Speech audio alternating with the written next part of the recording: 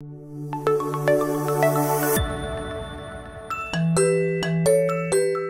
math has never been from my better skills. Actually, I think I failed every single math test I ever took, except for one. I was sitting next to a very kind neighbor. We're not going to get into that.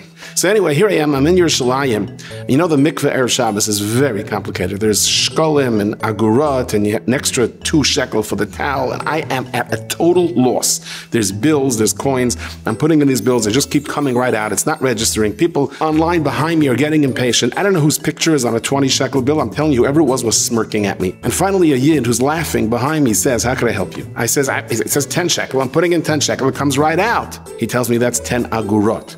Oh, sorry. Anyway, so he helps me. And the turnstile opens, and I turn around to him and I say, "Thank you." And you were smiling, you were smirking. So I said, I have pleasure that a yid had pleasure. And he said to me, "You know why I'm laughing? Now I see your stories are true." So I took that as a compliment. And I also realized something. That if I wouldn't have this handicap, and we all have our things that we need help with, then I wouldn't be who I am. I probably wouldn't have any Vayamayan stories or anything else for that matter. It's our challenges that make up who we are. Ezra Mandelbaum was Rosh Hashiva in Babel. He loved everyone, especially the Bachrim that were broken, especially the Bachrim Hamnasiyon. He sat with them, he sang all night. But he himself was very, very poor, and they're sitting Friday night, and it starts to rain. And he says, "Okay, at least there's a roof over our heads." And then, poof, it started dripping in. Drip, drip, drip. Everybody was kind of depressed. And Reb Ezra said, "Don't you hear the song? Drip, drip, drip. There's a tune there. Don't you hear the drips making a tune? It's composing music." They said, "We don't hear anything." He said, "Listen." And he started this niggun.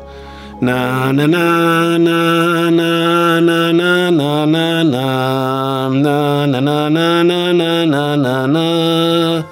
They said, "Yeah, you're right. Drip, drip, drip, drip." In Babiv, this is called the Trup Niggun. And I was just wondering, how many chas and kalas walked down to that niggun? How many Friday nights were graced with this niggun? Forever and ever after. Why?